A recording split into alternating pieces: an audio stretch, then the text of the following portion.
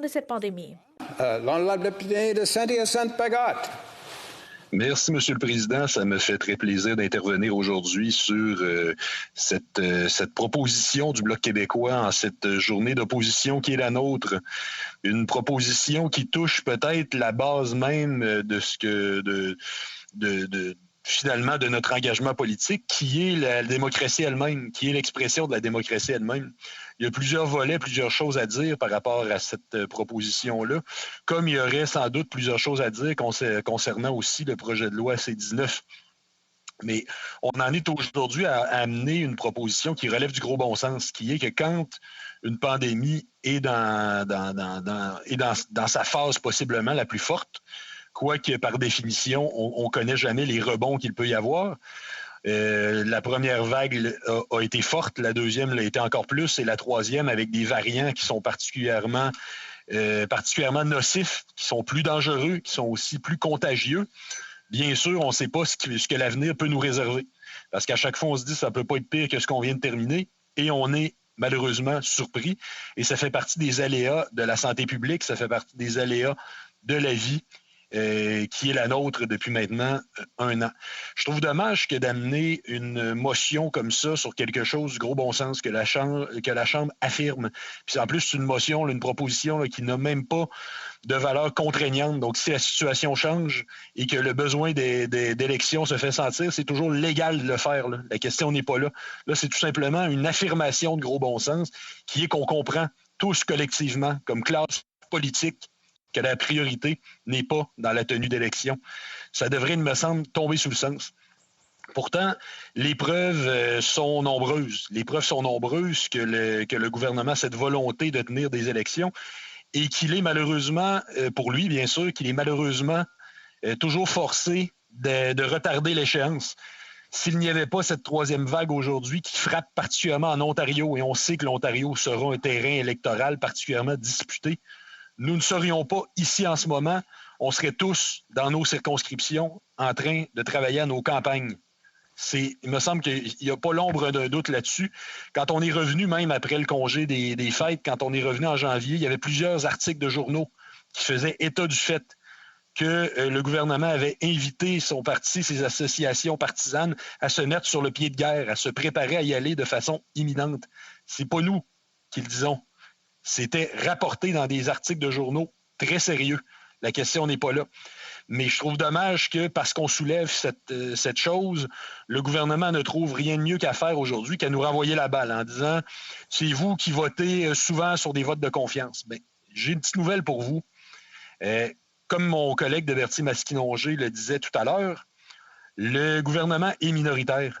Il est minoritaire et puis c'est lui qui le transforme souvent des votes qui ne sont pas des votes de confiance en votes de confiance. Ça s'appelle du chantage.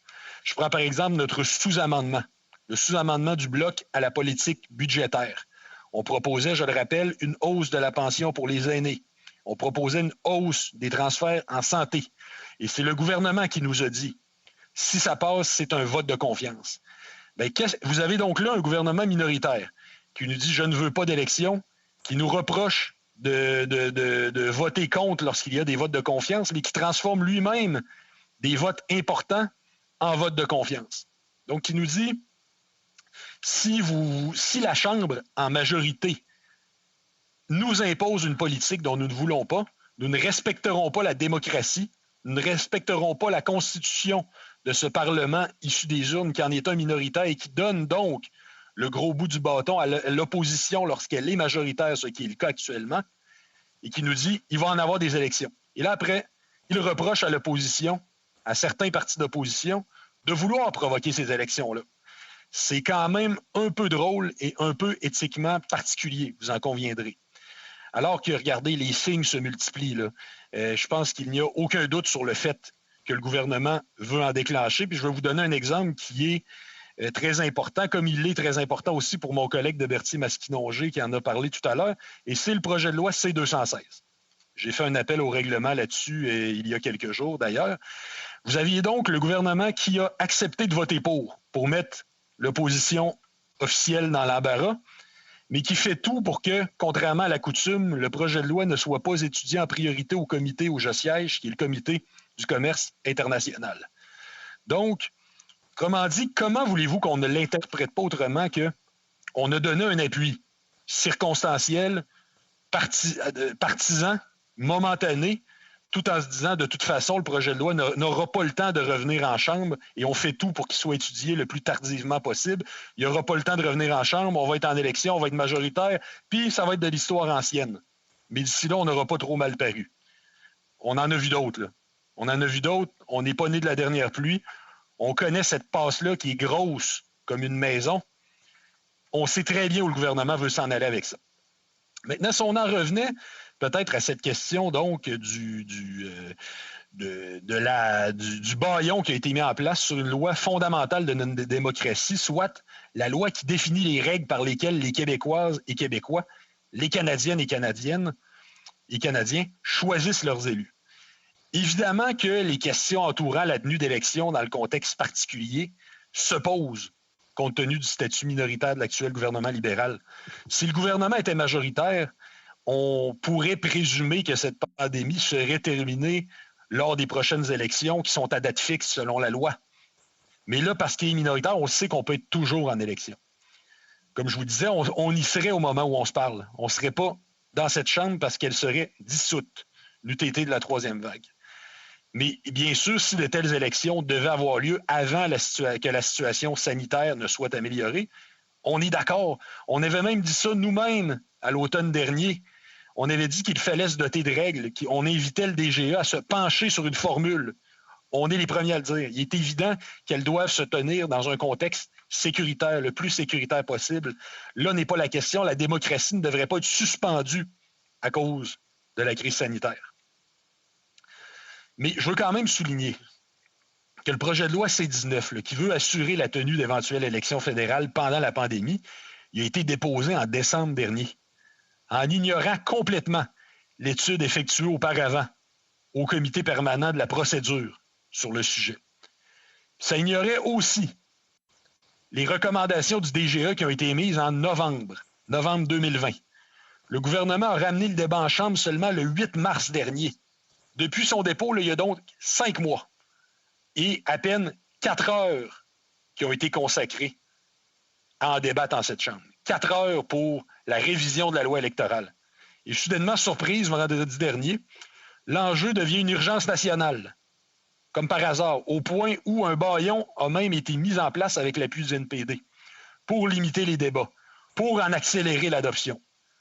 Autant de temps, finalement, aura été consacré à débattre du projet de loi que pour le débat sur le bâillon. C'est gros quand on pense à ça, là.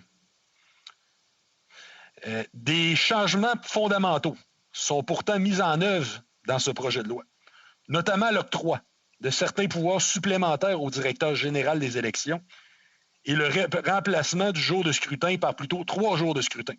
Donc, ce n'est pas le jour J, ça va être 3 jours J. Nonobstant le bien fondé ou non des différentes mesures qui sont prévues dans ce projet de loi, de tels changements dans une loi si fondamentale ne doivent pas être effectués sous le bâillon. On parle de transformer les règles de l'expression de la démocratie. Ça ne doit pas se faire sous le bâillon, qui est une procédure exceptionnelle pour limiter justement les débats démocratiques. En plus, tout le monde le dit qu'on ne veut pas d'élection, donc ce serait inutile. Qu'est-ce qui presse tant que ça? Elle était où l'urgence? On aimerait bien comprendre. Pour les exemples que je vous avais cités plus haut, personne, ou précédemment, personne croit que le Parti libéral ne veut pas d'élection.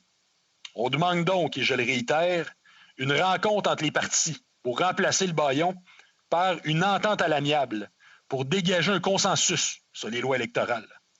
Ne perdons pas notre temps, mais réitérons aujourd'hui que nous avons autre chose à faire que d'aller en élection à court terme. Merci, M. le Président. Questions and comments? Questions et commentaires? We'll first go to the honourable member for St. John's. L'honorable député de St. John's-Est.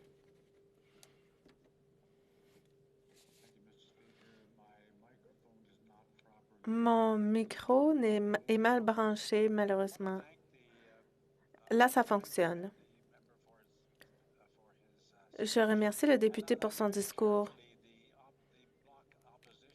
J'ai lu avec attention la motion de l'opposition du Bloc et je n'y trouve pas de piège. Pour moi, c'est plutôt clair. On propose simplement qu'il n'y a pas d'élection pendant la pandémie. Le député est-il d'accord pour dire qu'on invite ainsi le gouvernement à appuyer la motion et à s'engager à ne pas déclencher d'élection pendant la pandémie, à moins qu'il y ait un vote de défiance à la Chambre. Si le gouvernement n'appuie pas la motion, ça indiquerait le contraire. L'honorable député. Merci, Monsieur le Président. Je remercie mon collègue pour sa question. Il va sans dire, il n'y a pas de piège, c'est écrit, c'est noir sur blanc, il n'y a pas de mots mal tournés, il n'y a pas quoi que ce soit, il n'y a aucun problème là-dedans. C'est tout simplement une affirmation de bonne foi et je pense que ça rassurerait les Québécois et Québécoises et les Canadiens et Canadiennes. Ça tombe sous le sens. Bien sûr, on invite le gouvernement à faire cette affirmation-là. S'il vote contre, c'est nécessairement qu'il pense le contraire. Donc, que des élections pourraient très bien se tenir en pleine pandémie. Question et commentaire. La députée de Montcalm. Merci, Monsieur le Président. Non seulement l'ensemble des partis politiques ne veulent pas d'élections en temps de pandémie, non seulement cela, mais en plus, pas plus tard que le mois dernier, il y avait un sondage Ipsos Global News qui indiquait que 57 % des électeurs croient qu'une élection en temps de pandémie ne serait pas juste. Un sondage léger qui disait que 14 % des Canadiens souhaitent des élections ce printemps, 29 % cet automne et 43 % plus tard. Les électeurs libéraux sont encore les plus hésitants. Seuls 6 % veulent une élection printanière, 26 % un scrutin automnal et 60 % vouloir que ça se déroule plus tard. Est-ce que non seulement le gouvernement est déconnecté par son projet de loi de la réalité de terrain, mais en plus il est déconnecté de ses membres et est-ce que, dans le fond, cette loi qu'il veut absolument voter le plus vite possible, parce qu'on peut s'attendre à ce qu'elle soit votée sous bâillon, cette loi électorale en temps de pandémie, c'est pas un levier supplémentaire pour continuer à gérer de façon majoritaire, comme un gouvernement majoritaire, en instrumentalisant la pandémie, alors qu'il ne respecte pas 67 % des gens qui n'ont pas voté comme lui et donc il est incapable de gérer les affaires de l'État en gouvernement minoritaire. La députée de Saint-Hyacinthe-Pagode. Merci, M. le Président. Je remercie mon collègue qui lui aussi a fait une allocution très percutante un peu plus tôt, il y a 1 heure environ. Je suis tout à fait d'accord. Ce qu'on voit justement, puis l'exemple que je donnais, c'est qu'on amène un sous-amendement. Ça fait partie des rouages de la démocratie, surtout en contexte minoritaire. Et le gouvernement nous dit, là, on va en élection avec ça, si jamais c'est adopté. Donc, il fait du chantage par rapport à l'ensemble des partis pour s'assurer qu'une majorité de députés dans cette Chambre vote contre. Et par la suite, il va dire que c'est nous qui le défions. C'est nous qui cherchons à provoquer des élections. C'est absolument effarant. Donc, ce que mon collègue dit est tout à fait vrai. On fait la même lecture de la situation.